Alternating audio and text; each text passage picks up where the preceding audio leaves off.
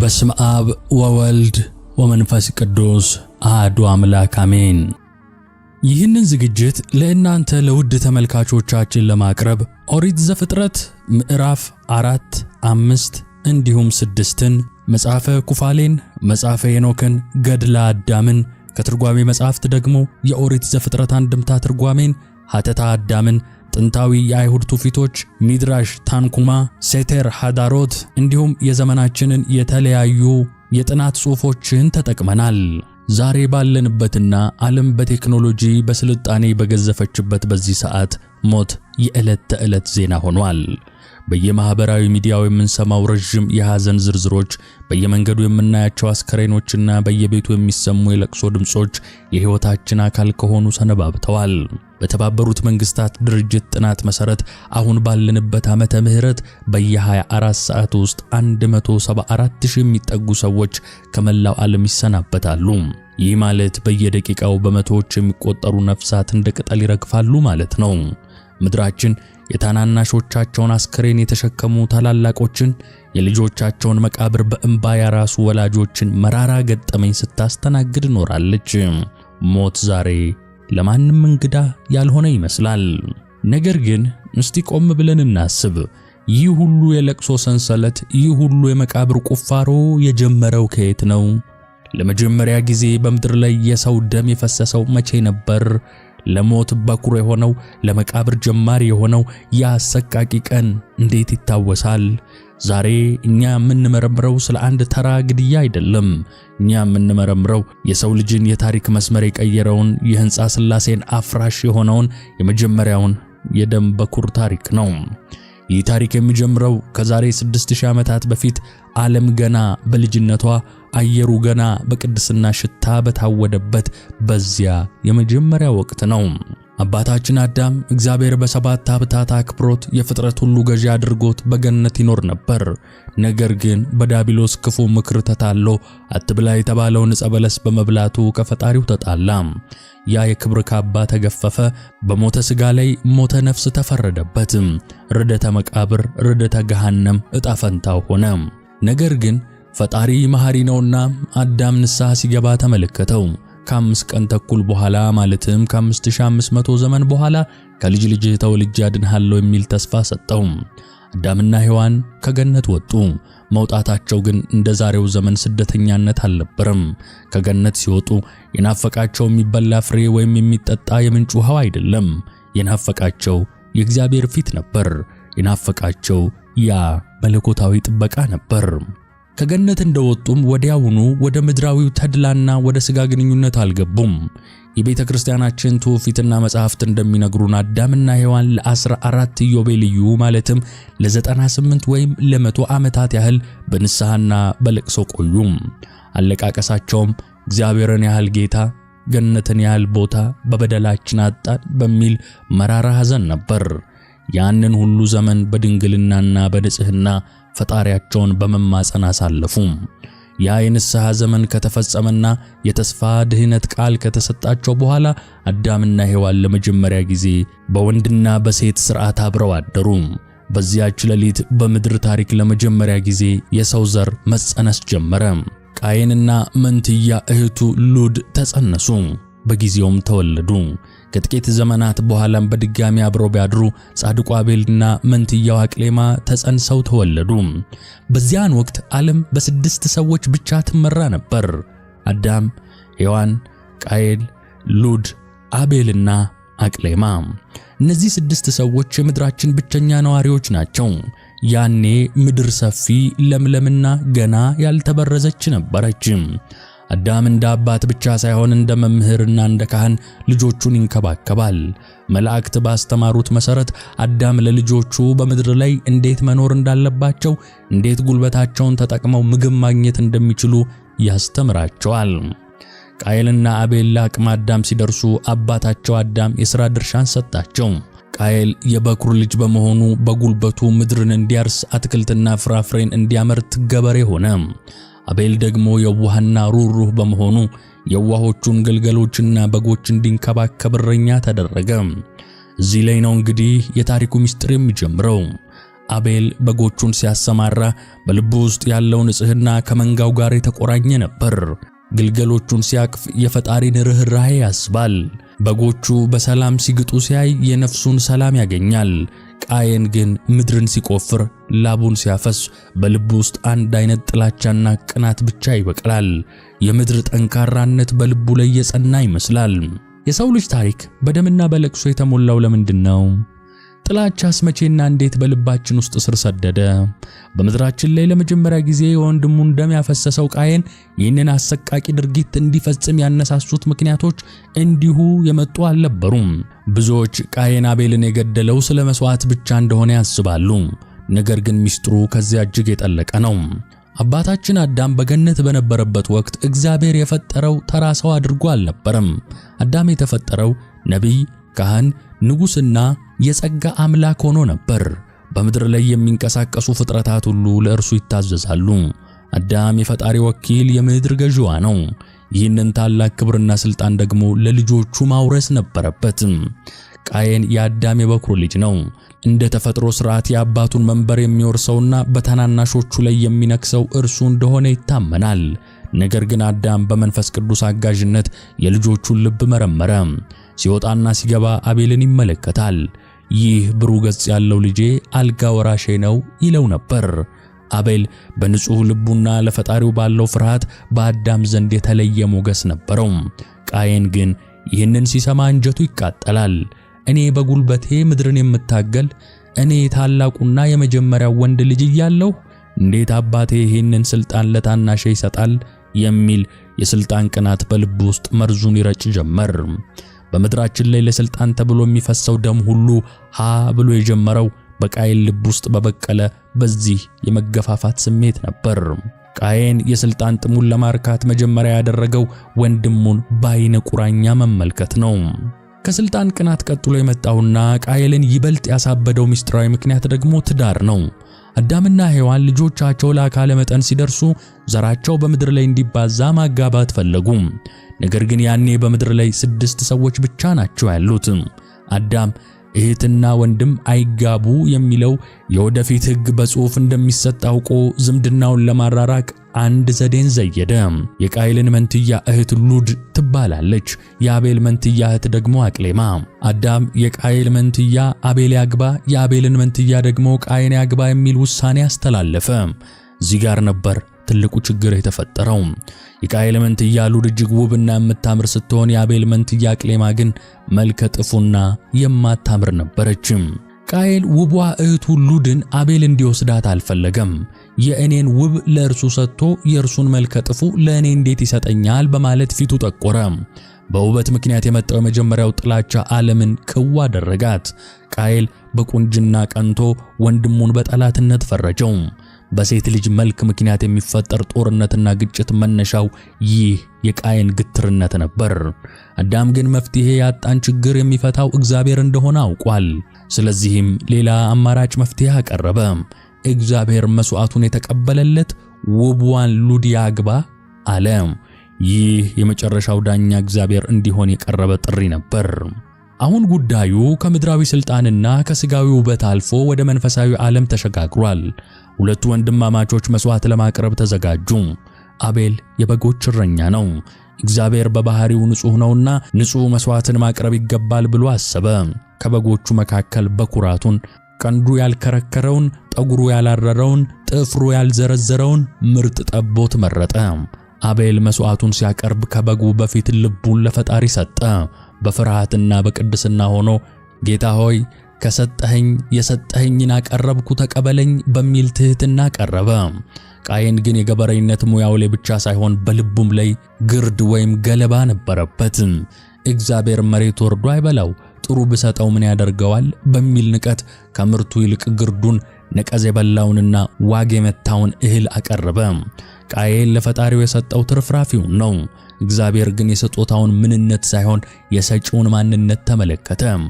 አቤል ራሱን ሰጥቶ መስዋዕቱን አቀረበ። ቃየል ግን ራሱን ሳይሰጥ መስዋዕቱን ብቻ ሰጠ። ከፈረሱ ጋሪው ቀደመ። መስዋዕቱ በቀረበ ጊዜ የእግዚአብሔር እሳት ከሰማይ ወርዳ የአቤልን መስዋዕት ተቀበለች። የቃየል መስዋዕት ግን በቦታው ቀረ። ይህን ጊዜ ቃየል ተጸጽቶ ንስሐ ከመግባት ይልቅ ቁጣው እየበረታ መጣ። አባቴም ቢያደላ ለአቤል እግዚአብሔርም ቢያደላ ለአቤል በማለት ፊቱ ክፉኛ ጠቆረ። አቤልን የገደለው መስዋዕቱ ተቀባይነት ስላጣ ብቻ አልነበረም፣ የአቤል ስኬትና የአቤል ጽድቅ ስላንገበገበው ጭምር ነበር እንጂ። ከራሱ ውድቀት ይልቅ የወንድሙ ከፍታ አቃጠለው። እግዚአብሔርም ቃየልን ጠርቶ ምነው ፊትህ ጠቆረ? መልካም ብታደርግስ እንደ ወንድምህ ደጉ አቤል ፊትህ ይበራ አልነበረምን? አለው። ይህ ታላቅ ማስጠንቀቂያ ነው። ኃጢአት በደጅ እንደምታደባና እርሱም ሊነክስባት እንደሚገባ ፈጣሪ መከረው። ቃየል ግን ያንን መለኮታዊ ምክር አልሰማም። በእነዚህ 3 መስመሮች በስልጣን ጥም፣ በትዳር ቅናትና በመስዋዕት ንቀት ምክንያት ቃየል ራሱን ለግድያ አዘጋጀ። በሰው ልጅ ታሪክ ውስጥ ትልቁና አሰቃቂው የጭካኔ ትምህርት ቤት የተከፈተው በዚያ አስፈሪ ቅጽበት ነበር። ቃየል ከመስዋዕቱ ስፍራ ፊቱ ጠቁሮ አንጀቱ አሮ ሲወጣ በውስጡ የሚመላለሰው ሐሳብ አንድ ብቻ ነበር፣ ይህንን ወንድሜን እንዴት ላጥፋው የሚል። ቃየል ሰውን መግደል ምን እንደሆነ አያውቅም። እስከዚያ ቀን ድረስ በምድር ላይ የሰው ደም ፈሶ አያውቅምና የሰው ልጅ ሕይወት ሲቀጠፍም ታይቶም ተሰምቶም አያውቅም። ቃየል የግድያን ጽንሰ ሐሳብ ማለትም ኮንሰፕትን ለመጀመሪያ ጊዜ የተማረው ከራሱ አልነበረም። በዚያ በጨለማና በቅናት በተሞላ ሰዓት አንድ እንግዳና ክፉ አማካሪ ወደ እርሱ ቀረበ። ይህ አማካሪ በተለያዩ መጻሕፍት ላይ ጋድራኤል ተብሎ ተጠቅሷል። ወድቆ ከነበረው የሰይጣን ሰራዊት አንዱ ነው። ጋድራኤል ወደ ቃየል የቀረበው እንደ ጠላት ወይንም እንደ ጭራቅ ሆኖ አልነበረም። ይልቁንም እንደ ወዳጅ፣ እንደ አዛኝና እንደ አሳቢ አጋር መስሎ በለሰለሰ ድምፅ ነበር። ቃየል ሆይ ምነው እንዲተከስክ? ምነው ፊትህ ጠቆረ? አለው። ቃየልም በቁጭት ተሞልቶ እኔ ያላዘንኩ ማን ይዘን? አባቴ አዳልቶ ቆንጆዋን እህቴን ለአቤል ሰጠው፣ እግዚአብሔርም አዳልቶ መስዋዕቴን ሳይቀበልልኝ ቀረ በማለት በልቦ የታመቀውን መርዝ ዘረገፈው። ይህ ሰይጣን ቃየል እንዲጽናና ሳይሆን ይበልጥ እንዲያብድ ነበር የሚፈልገው። ወንድምህን ግደለውና አንተ ቆንጆዋን ሉድን አግብተህ ለምን በሰላም አትኖርም? የሚል ክፉ ምክር በጆሮ አንሾካሾከ። ቃየል በመገረም ቆም አለ። መግደል አለ። እንዴት ነው የሚገደለው? እንዴትስ ነው ሕይወት የምትወጣው? ብሎ ጠየቀ። ሰውን የመግደል ሂደት በምድር ላይ ያልተሞከረ አዲስ ፈጠራ ነበር።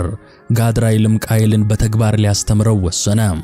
የጥንታዊቷ ቤተክርስቲያናችን የትርጓሜ መጻሕፍት እንደሚነግሩን ጋድራኤል ለቃየል መግደልን ያሳየው በሕያው ፍጥረት ላይ ነበር። ቃየል ቆሞ እያለ 2 ጥቁር አሞራዎች በፊቱ መጣላት ጀመሩ። አንደኛው አሞራ ሌላኛውን ክፉኛ ያጠቃው ነበር። በመጨረሻም አሸናፊው አሞራ አንድ ስለታም ድንጋይ አነሳና የተሸናፊው አሞራ አናት ወይንም ጭንቅላት ላይ ከላይ ወደ ታች በመልቀቅ ፈጥፍጦ ገደለው። አሞራው ክንፎቹን አዝረክርኮ ደሙ ፈሶ እንቅስቃሴውን አቁሞ ሲወድቅ ቃየል በድንጋጤና በጉጉት ይመለከት ነበር። ጋድራኤልም በቃየል ጆሮ አየህ፣ እንዲህ ነው የሚደረገው። አንተም ድንጋይ አንሳና የአቤልን አናት እንዲህ ብትፈጠፍጠው እርሱም እንደዚያ አሞራ ዝም ይላል፣ ሉድም ያንተ ትሆናለች አለው። ቃየል ለካ እንዲህም ይቻላል አለ በልቡ። በዚያች ሰዓት በቃየል አእምሮ ውስጥ ለመጀመሪያ ጊዜ የግድያ ስልት ተቀረጸ። ሰይጣን መምህር፣ ቃየል ተማሪ፣ አሞራው ደግሞ የማሳያ ቁስ ሆኑ። ቃየል አሁን ዝግጁ ነው። በልቡ የቋጠረውን በቀል ለመወጣት አቤልን ማግኘት አለበት።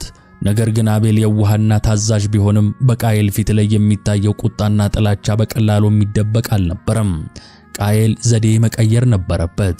አንድ ቀን ወደ አቤል ቀረበና ድምፁን አለስልሶ ወንድሜ ሆይ ና ወደ ሜዳ እንሂድና እንጫወት፣ እሸቱንና እንኩቶውን በልተን ውሃውንም ጠጥተን እንመለሳለን አለው። ጻድቁ አቤል በቅን ልቡና እሺ ወንድሜ አለ። አቤል የወንድሙን ጥላቻ እያወቀ እንኳን በትህትና ተከተለው። ነፍስ ገዳይዋን ታውቃለች እንደሚባለው አቤል በውስጡ አንዳች አይነት ስጋት ቢሰማውም ለታላቅ ወንድሙ ያለው ክብርና ፍቅር ግን ከፍርሃቱ በለጠ። ሁለቱ ወንድማማቾች ወደ ሜዳ አመሩ። አዳምና ሔዋን ልጆቻቸው ተስማምተው ለጨዋታ እንደሄዱ አስበው ደስ ተሰኙ።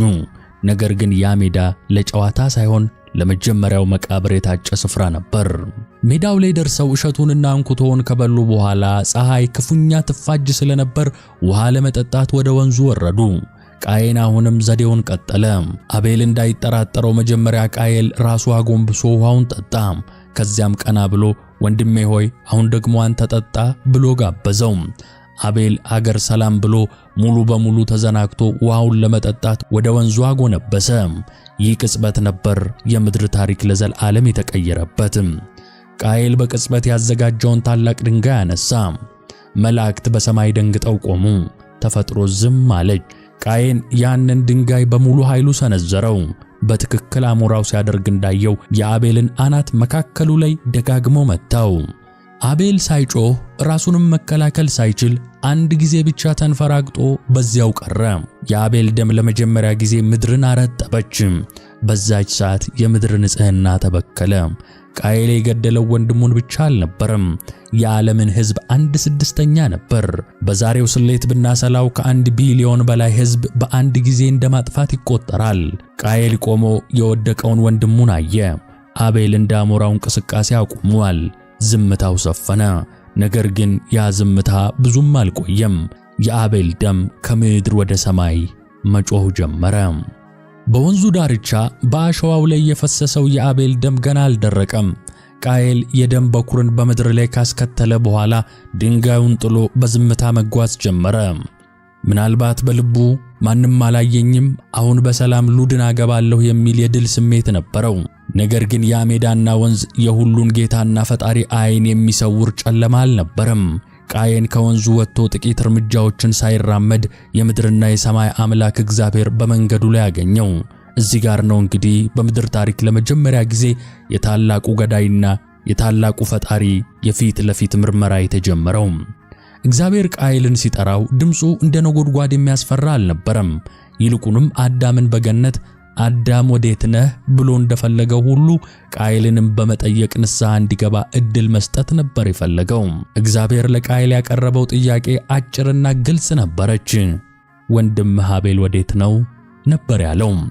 እዚህ ላይ አንድ ታላቅ ምስጢር አለ። ሁሉን የሚያውቅ የሰውን ልብና ኩላሊት የሚመረምር አምላክ አቤል ወዴት እንዳለ አጥቶት አልነበረም።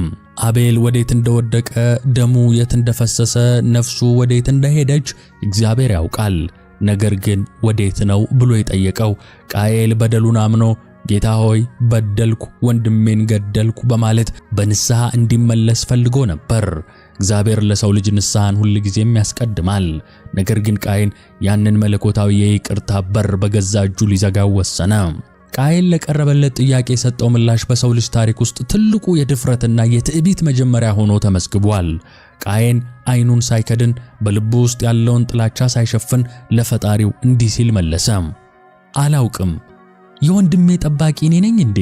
ይህ መልስ ድርብርብ በደል ነበረው። አንደኛ ሁሉን በሚያውቅ አምላክ ፊት አላውቅም ብሎ በድፍረት ዋሸ። ሁለተኛ የወንድሜ ጠባቂ እኔ ነኝን በማለት ለፈጣሪው ንቀትን አሳየ። ይህ በምድር ላይ የታየው የመጀመሪያው የኢሰብአዊነት መገለጫ ነው። ቃየል ለወንድሜ ምንም ግድ አይሰጠኝም እያለ ነበር። ዛሬ በዓለማችን ላይ የወንድሜ ጉዳይ ምን አገባኝ፣ የራሴ ቢሳካ ይበቃኛል የሚለው የቃየል መንፈስ የተጀመረው በዚያች ቅጽበት ነበር። ቃየል ከግድያው በላይ ክህደቱ በለጠ። ወንጀሉን መካዱ ደግሞ ከወንጀሉ የከፋ ሆነ። ቃየል ሊደብቀው ቢሞክርም ዝም የማይለው ምስክር ግን በታላቅ ድምፅ እየጮኸ ነው። እግዚአብሔር ለቃየል እንዲህ አለው፣ ምን አደረክ? የወንድምህ የደሙ ድምፅ ከምድር ወደኔ ይጮሃል አለው። እዚህ ላይ የደም ድምፅ የሚለው አገላለጽ የቤተ ክርስቲያን ሊቃውንት ምስጢር እንዳለው ይተነትናሉ። አቤል ገና ወጣት ነበረ። ገና ያልተወለዱ በቢሊዮን የሚቆጠሩ ትውልዶች በወገቡ ውስጥ ነበሩ። ቃየን አቤልን ሲገድል እነዚያን ሁሉ ትውልዶች ጭምር ነበር የገደለው። ስለዚህ ያ ጩኸት የአቤል ብቻ ሳይሆን ሳይወለዱ የቀሩት የልጅ ልጆቹ ጭምር የፍትህ ጩኸት ነው። ምድር የአቤልን ደም በግዴታ ተቀበለች። ነገር ግን ያ ንጹሕ ደም በውስጧ ሲያልፍ ምድር በቃየል በደል እንደተፈጸመባት ተሰማት። ደሙ ዝም አይልም። ፍትህ፣ በቀል እያለ ወደ ሰማይ ይጮህ ነበር። እግዚአብሔር የሚካሰስለት ለሌለው አቤል ራሱ ከሳሽ ሆኖ ተነሳ። ቃየን ውሸቱን ሊቀጥል ቢሞክርም የአቤል ደም ግን እውነቱን በፈጣሪ ፊት ተናገረች። እግዚአብሔር ቃየልን ለመቅጣት የመረጠው ዘዴ እጅግ ስልታዊና ጥበባዊ ነበር። ቃየን ገበሬ ነው። ሕይወቱና ኃይሉ የተመሰረተው በምድር ፍሬ ላይ ነው። እግዚአብሔር ግን በቃየልና በምድር መካከል ያለውን ዝምድና አበላሸው። አሁንም የወንድምህን ደም ከእጅህ ለመቀበል አፏን በከፈተች በምድር ላይ አንተ የተረገምክ ነህ። ምድርንም ባረስክ ጊዜ እንግዲህ ኃይሏን አትሰጥህም አለው። ይህ ግን ምን ማለት ነው? ቃየል ከዚህ በኋላ ምድርን ቢኮተኩታት ቢንከባከባትና ዘር ቢዘራባት እንኳን ምድር ለቃየል መልሳ አትሰጥም። ቃየል የሚበላውን እህል ለማግኘት በሺህ እጥፍ እንዲደክም፣ ነገር ግን ውጤቱ ግርድና ዋግ እንዲሆን ተፈረደበት። ምድር የቃየልን እጅ ስትነካ ይህ የገዳይ እጅ ነው ብላ ትጸየፋለች። ይህ ቅጣት ለቃየል ከሞት በላይ የከፋ ነበር። በገዛ ጉልበቱ የሚተማመነው ቃየል አሁን ከምድር ጋር ተጣላ። በተጨማሪም እግዚአብሔር ሌላ ፍርድ ጨመረበት። በምድርም ላይ ኮብላይና ተቅበዝባዥ ትሆናለህ አለው። ቃየን በአንድ ቦታ ተቀምጦ ሰላም አያገኝም። ሁል ጊዜ አንድ ሰው ያገኘኛል ከዛም ይገድለኛል በሚል ስጋት እንዲኖር ተፈረደበት። ቃየን ኃጢአቴን ልሸከማት ከምችለው በላይ ታላቅ ናት ብሎ ለመጀመሪያ ጊዜ መጮህ የጀመረው በዚህ ሰዓት ነበር። ነገር ግን ይህ ጩኸቱ የንስሐ ሳይሆን የቅጣት ፍርሃት ነው። በቃየልና በእግዚአብሔር መካከል የነበረው ምርመራ በዚህ መልኩ ተጠናቀቀ። ቃየል ከእግዚአብሔር ፊት ወጣ። ይህ ዓረፍተ ነገር በመጽሐፍ ቅዱስ ውስጥ ካሉ እጅግ አስፈሪና ጥልቅ ትርጉም ካላቸው ሐሳቦች አንዱ ነው። ከእግዚአብሔር ፊት መውጣት ማለት ከብርሃን ተለይቶ ወደ ዘላለም ጨለማ መጓዝ፣ ከሰላም ተለይቶ ወደ ዘላለም ሽብር መሰደድ ማለት ነው። ቃየን ከአዳምና ከሔዋን ቤት፣ ከአቤል መቃብርና ከፈጣሪው መለኮታዊ ጥበቃ ተለይቶ ወደማያውቀው ዓለም ሲራመድ በሰውነቱ ላይ አንድ ታላቅ ለውጥ ታየ። ይህ ለውጥ በምድራችን ላይ ለመጀመሪያ ጊዜ የታየውና ዛሬም ድረስ በሊቃውንት ዘንድ ምስጢርነቱ ያልተፈታው የቃየል ምልክት ነው። ቃየል የሚያገኘኝ ሁሉ ይገድለኛል ብሎ በፈራ ጊዜ እግዚአብሔር ማንም እንዳይገድለው ምልክት አደረገለት። ይህ ምልክት በዕብራይስጥ ቋንቋ ኦት ይባላል። ትርጉሙም ምልክት ወይም ተአምራዊ አርማ ማለት ነው። ብዙዎች ይህ ምልክት ምን እንደሆነ ይጠይቃሉ።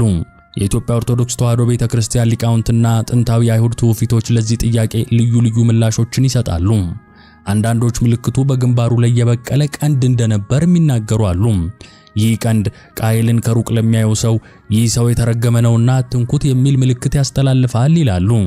ሌሎች ደግሞ እግዚአብሔር በቃየል ግንባር ላይ ከስሙ ፊደላት አንዱን በብርሃን ቀርጾ አተመበት ይላሉ። ያ ብርሃን ገዳዩን ከመግደል የሚከላከል መለኮታዊ አጥር ነበር። ምልክቱ ቃየልን ከሰውና ከአራዊት ጥቃት ይጠብቀው እንጂ ከገዛ ሕሊናው ወቀሳና ከፈጣሪ መርገም ግን አላዳነውም። እዚህ ላይ ነው የእግዚአብሔር ፍርድ የሚደንቀው። እግዚአብሔር ቃየልን እንዲሞት አልፈለገም። ምክንያቱም ቃየል ወዲያው ቢሞት ኖሮ የበቀል ዑደቱ በምድር ላይ በዚያው ቀን ይጀመር ነበር። እግዚአብሔር የበቀል አባት እርሱ ብቻ መሆኑን ለማሳየት ቃየልን በምልክት ከለለው። ቃየል እንዲኖር የተፈረደበት ለክብር ሳይሆን ለንስሐና ለትምህርት ነበር። ያ ምልክት ለቃየል ተንቀሳቃሽ መቃብር አድርጎታል። በሄደበት ሁሉ እኔ ወንድሜን የገደልኩ ነኝ የሚል አዋጅ በግንባሩ ላይ ተሸክሞ ይዞራል። ቃየል ከኤደን በስተ ምስራቅ ወደምትገኝ ኖድ ወደምትባል ምድር ተሰደደ። በመጽሐፍ ቅዱስ ትርጓሜ መሠረት ኖድ ማለት መንከራተት፣ የፍዳ፣ የመከራ፣ የመቅበዝበዝ ቦታ ማለት ነው። ቃየል የሰፈረበት ቦታ ስም ቅጣቱ ነበር። በሄደበት ሁሉ ሰው ከየት መጣህ ብሎ ሲጠይቀው ከመንከራተት ምድር፣ ከፍዳ ምድር፣ ከመከራ ምድር ብሎ እንዲመልስ ተገደደ። ኖድ ለአካላዊ ረፍት የምትሆን ምድር አይደለችም። ቃየል እዛ ቦታ ላይ ቤት ቢቀልስም ልቡ ግን ኖድ ወይንም መንከራተት ላይ ነበረች። ቃየል ብቻውን አልነበረም የሄደው። ከቤተ ክርስቲያናችን ቀኖናዊ መጻሕፍት መካከል አንዱ የሆነው መጽሐፈ ኩፋሌ እንደሚነግረን ቃየል እህቱ ሉድን ይዞ ነበር የተሰደደው።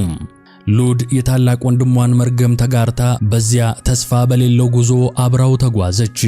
በዚያ ምድረ በዳ ቃየልና ሉድ የመጀመሪያውን የስደት ቤተሰብ መሰረቱ። ቃየል ሉድን አገባት፣ እርሷም ጸነሰች። ነገር ግን በዚያ ቤት ውስጥ የሚሰማው የደስታ ድምጽ ሳይሆን የቃየል መንቀጥቀጥና የህሊና ስቃይ ነበር። የቃየል መርገም ታላቁ መገለጫ መንቀጥቀጡ ነበር።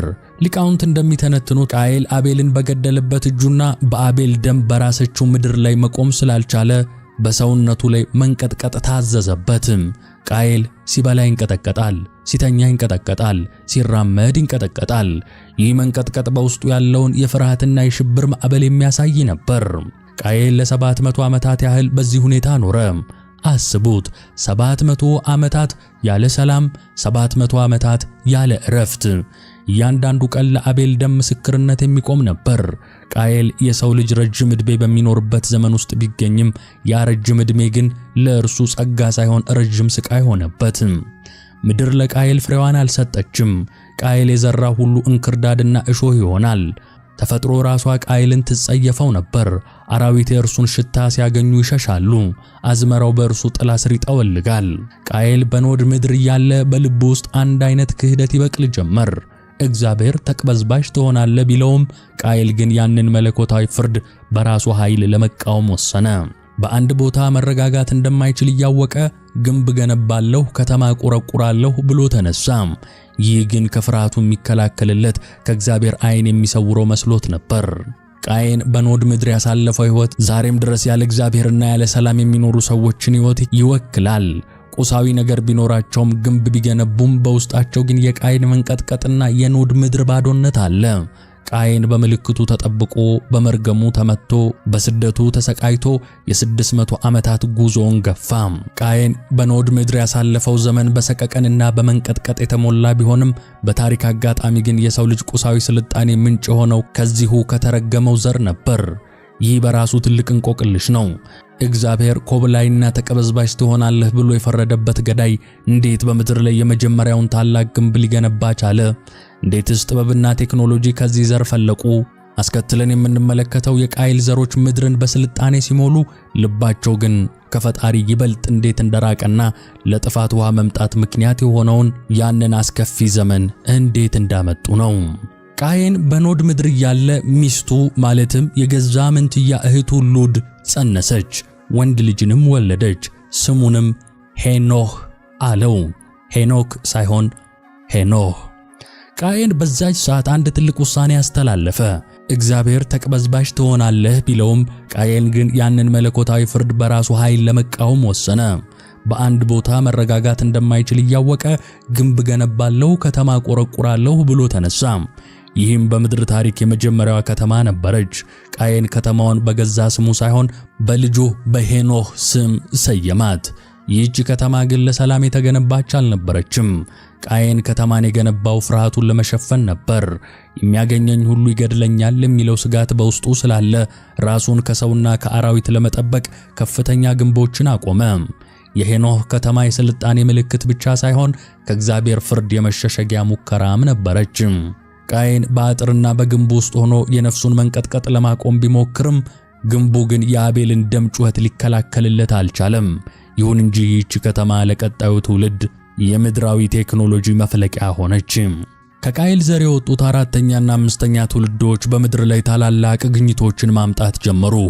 የላሜህ ልጆች የሆኑት ሦስቱ ወንድማማቾች ዛሬ ለምንጠቀምባቸው ለብዙዎቹ ስልጣኔዎች መሠረት ጥለዋል።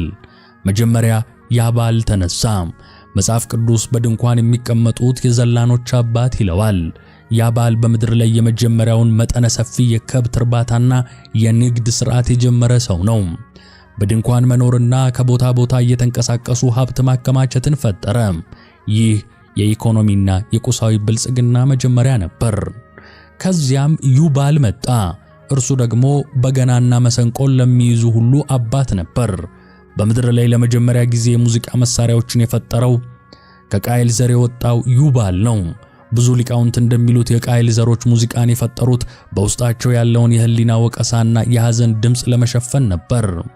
የሙዚቃው ዜማ የአቤልን የደም ጩኸት እንዲያስረሳቸው ፈልገው ነበር። ነገር ግን ጥበቡ ለበጎ ሳይሆን ለሥጋዊ ደስታና ለፈጣሪ ክህደት መሸፈኛ ሆነ።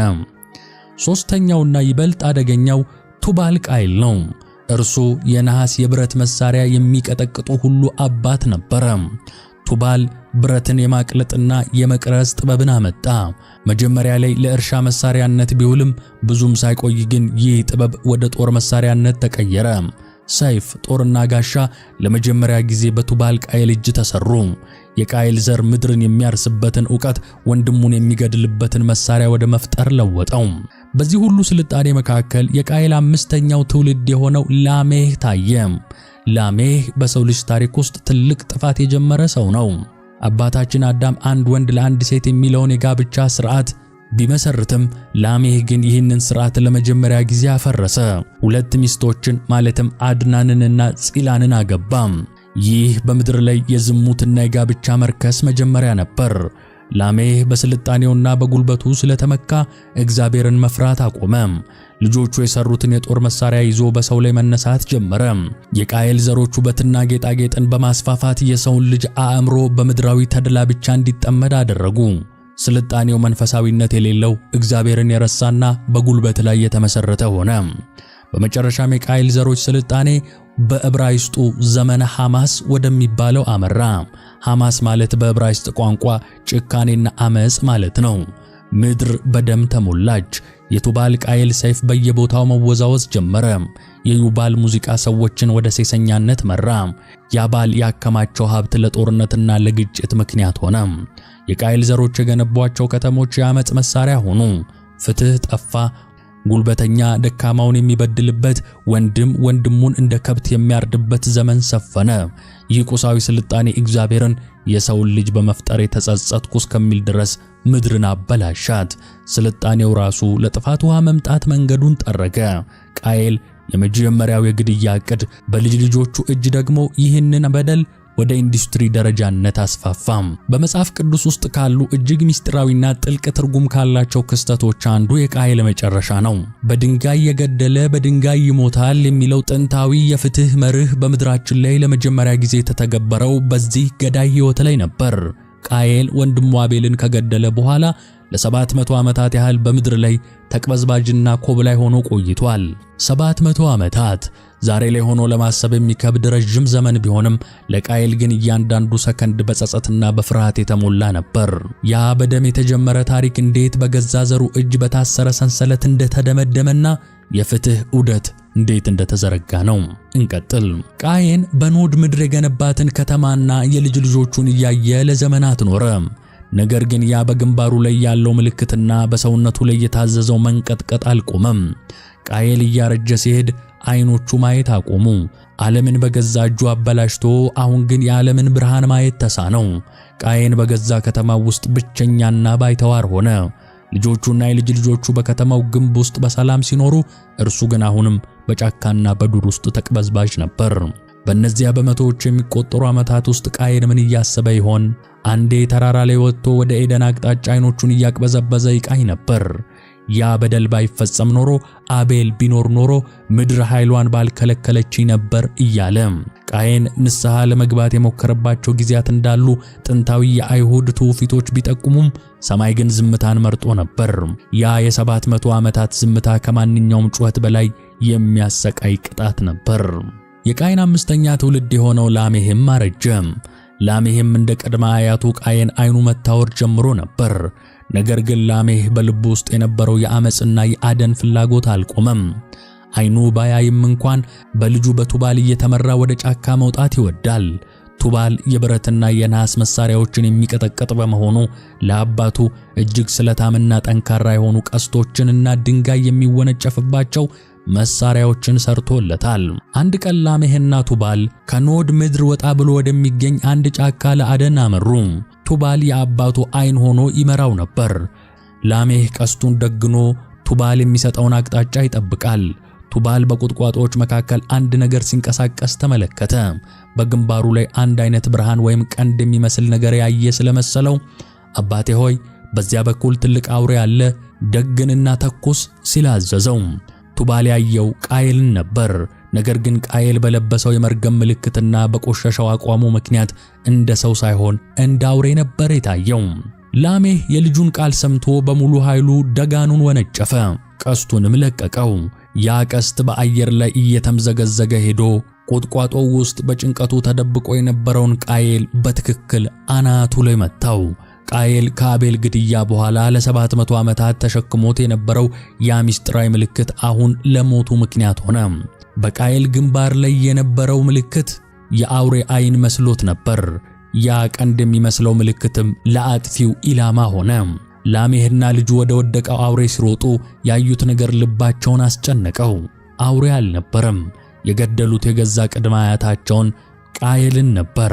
ቃየል አቤልን በድንጋይ መትቶ እንደገደለው ሁሉ አሁንም በቀስት ላይ በታሰረ ድንጋይ ተመትቶ ወደቀ። ምድርም ለ700 ዓመታት የጠበቀችውን ፍትህ አገኘች። ገዳዩ በገዛ ዘሩ በገዛ ደሙ እጅ ወደቀ። ቃየል መሞቱ ላይቀር እንዲህ ባለ አሰቃቂና አሳፋሪ ሁኔታ መሞቱ የመለኮታዊ ፍርድ ትልቁ ማሳያ ነበር። ላሜህ ቃየልን እንደገደለ ሲያውቅ በታላቅ ድንጋጤና ሐዘን ተሞላ። በእጁ ያለውን መሳሪያ ጥሎ ራሱን መምታት ጀመረ። ሊቃውንት እንደሚተርኩት ላሜህ በዛ ድንጋጤ ውስጥ ሆኖ እጁን ሲያጋጭ በመካከላቸው የነበረውና አቅጣጫውን ያሳየው ልጁ ቱባል በስህተት መጥቶ ገደለው። በአንድ ቅጽበት የቃየል ዘር ዋና ዋና አባቶች በሜዳ ላይ ተዘርረው ቀሩ። ላሜህ ወደ ቤቱ ተመልሶ ለሚስቶቹ ለአዳና ለጺላ የተናገረው ያ ዝነኛ ግጥም የታሪክ ጸሐፊዎች እንደሚሉት የትዕቢት ሳይሆን የጥልቅ ተስፋ መቁረጥ ድምጽ ነበር። እንዲህ አለ: እናንት የላሜህ ሚስቶች ሆይ ቃሌን ስሙ፣ ነገሬንም አድምጡ። እኔ ጎልማሳውን ለቁስሌ ብላቴናውንም ለመወጋቴ ገድየዋለሁና ቃየልን 7 እጥፍ ይበቀሉታል፣ ላሜህን ግን 77 እጥፍ አለ። እዚህ ላይ ጎልማሳ የተባለው ቃየል ሲሆን ብላቴና የተባለው ደግሞ ቱባል ነው። ላሜህ ለኔ ይቅርታ የለኝም እያለ ነበር። ቃየል አቤልን የገደለው ሆን ብሎ ስለነበር 7 እጥፍ ቅጣት ቢታዘዝበት፣ እኔ ግን ቃየልንና ልጄን በአጋጣሚ ስለገደልኩ ቅጣቴ 77 እጥፍ ይበልጣል በሚል ሽብር ውስጥ ወደቀ። ላሜህ የእግዚአብሔርን ጥበቃ ሳይሆን የእግዚአብሔርን መርገም ነበር በላዩ ላይ የጠራው። የቃየል የመጀመሪያው የግድያ ዑደት እንዲህ ባለ አሰቃቂ የቤተሰብ እልቂት ተደመደመ። በአንዳንድ መዛግብት ደግሞ ቃየል ዓይኑ ታውሮ ቤትም ተደርምሶበት በከተማው ውስጥ ሞተ ተብሎ ተጽፏል። ወጣም ወረደ የቃየል አሟሟት የሚያስተምረን ትልቁ ቁም ነገር ከእግዚአብሔር ፍርድ ማምለጥ እንደማይቻል ነው። ቃየል ለ700 ዓመታት ግንብ ቢገነባ ከተማ ቢቆረቁርና በምልክት ቢጠበቅም በመጨረሻ ግን ያ የፈሰሰው የአቤል ደም ፍትህን አገኘ። ቃየል በድንጋይ ጀመረ፣ በድንጋይ ጨረሰ። ይህ ታሪክ ዛሬም ድረስ ወንድሙን የሚጠላ ነፍሰ ገዳይ ነው ለሚለው ቃል ሕያው ምስክር ነው። ከ6000 ዓመታት በፊት በሜዳ ላይ የፈሰሰው ያ የመጀመሪያው ደም ዛሬም ድረስ አልደረቀም። አቤል ወድቆ ቃየልም ተቀጥቶ ስልጣኔም ተነስቶና ወድቆ ቢቀየርም በሰው ልጅ ታሪክ ውስጥ የሚሰማው ያ የደም ጩኸት ግን አሁንም እንደቀጠለ ነው። በየቀኑ በመላው ዓለም የሚረግፉት 174000 ነፍሳት፣ በየስርቻው በግፍ የሚጨፈጨፉት ወጣቶችና ለስልጣን ተብሎ እንደ ከብት የሚፈሰው የወንድም ደም የሚያረጋግጥልን አንድ መራራ እውነት አለ። የቃየል መንፈስ ዛሬም በዘመናችን ልብሱን ቀይሮ እየተንቀሳቀሰ መሆኑን ነው። ዛሬ የምንመለከተው ያ የጥንቱ የቃየልና የአቤል ታሪክ ዛሬ በሰገነታችን ላይ እንዴት እንደሚደገምና ከዚህ አዙሪት የምንወጣበት ብቸኛው መለኮታዊ መንገድ ነው። ታሪክን ወደ ኋላ ስንመለከት ቃየል ወንድሙ አቤልን የገደለው ስለ 3 ነገሮች እንደነበር አይተናል። ስለ ስልጣን፣ ስለ ትዳር ወይንም ስለ ውበት እንዲሁም ስለ መስዋዕት ነበር። ዛሬስ በሀገራችንም ሆነ በመላው ዓለም የምናየው እልቂት ከዚህ የተለየ ነውን? ዛሬም ቃየል በየቢሮ በየፖለቲካው መድረክና በየጦር ግንባሩ ቆሟል። ትናንት በታሪክ የሰማነውን ወንድም በወንድሙ ሲገደል ዛሬ በገሃድ እያየን ነው። ለስልጣን ተብሎ የወንድምን ደም እንደ ከብት ደም የሚያፈስ ትውልድ የቃየልን ቆብ የደፋ ትውልድ ነው። እናት የገደልነው ልጅሽ አስከሬን ላይ ተቀመጪ ተብላ ስትገፋ 10 እና 15 ወታደሮች አንድን ወጣት ተባብረው በአጠና ሲቀጠቅጡ፣ አልሞ ተኳሾች የወጣት ግንባሩን ሲመቱ፣ ይህ ሁሉ የሚያሳየው የሰው ልጅ ወደ አውሬነት መለወጡን ብቻ ሳይሆን የቃየልን የግድያ ዕቅድ በዘመናዊ መሳሪያ እያሳደግነው መሆኑን ነው። ዛሬ ቃየል ድንጋይ ሳይሆን ድሮንና ሚሳኤል ታጥቋል። ነገር ግን ያው እንደ ጥንቱ የወንድሜ ደም ምን አገባኝ የሚል ጨካኝ ትዕቢት የጨካኝ ልብ ባለቤት ነው። ቃየል ለፈጣሪው የሰጠው ምላሽ አላውቅም የወንድሜ ጠባቂ እኔ ነኝን የሚል ነበር። ዛሬ የብዙዎቻችን መፈክር ሆኗል። ይህ ጥያቄ የራስ ወዳድነት ታላቁ ሕገ መንግሥት ነው። እኛ በክርስቶስ ደም የተጠራን የተዋጀን ክርስቲያኖች ሆነን ሳለን ወርደን ስለ ዘር የምናስብ ከሆነ እኛ የቃየል ተከታዮች ነን። ስለ ሰው መስዋዕት ሲነገረን ስለ ተሰበረ መስዋዕትና ስለ ጠፋ ንብረት የምናዝን ከሆነ ሰብአዊነታችን በቃየል ግንብ ውስጥ ታፍኗል ማለት ነው። ቤተ ክርስቲያን የሰው ሃይማኖቱን እንጂ ዘሩን ጠይቃ አታውቅም። ቅዱስ ያሬድ ከሰሜን፣ አቡነ ተክለ ሃይማኖት ከመሃል ሀገር ተነስተው ምድርን ሲያስተምሩ ክልልና ዘር አልጠየቁም።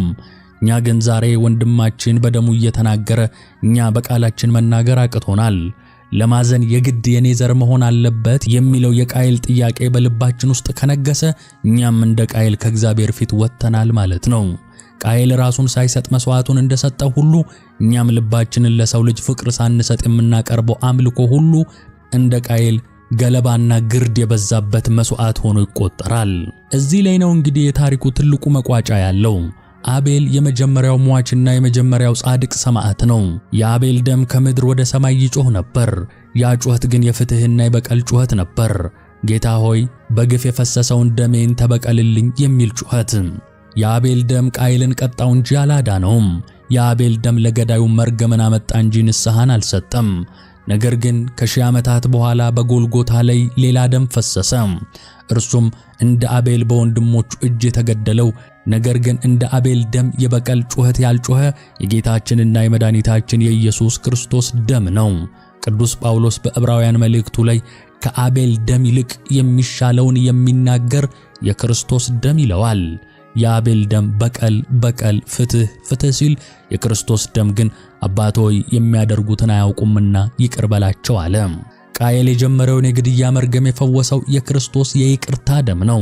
አቤል የተገደለበትን ድንጋይ ክርስቶስ በመስቀል ለወጠው።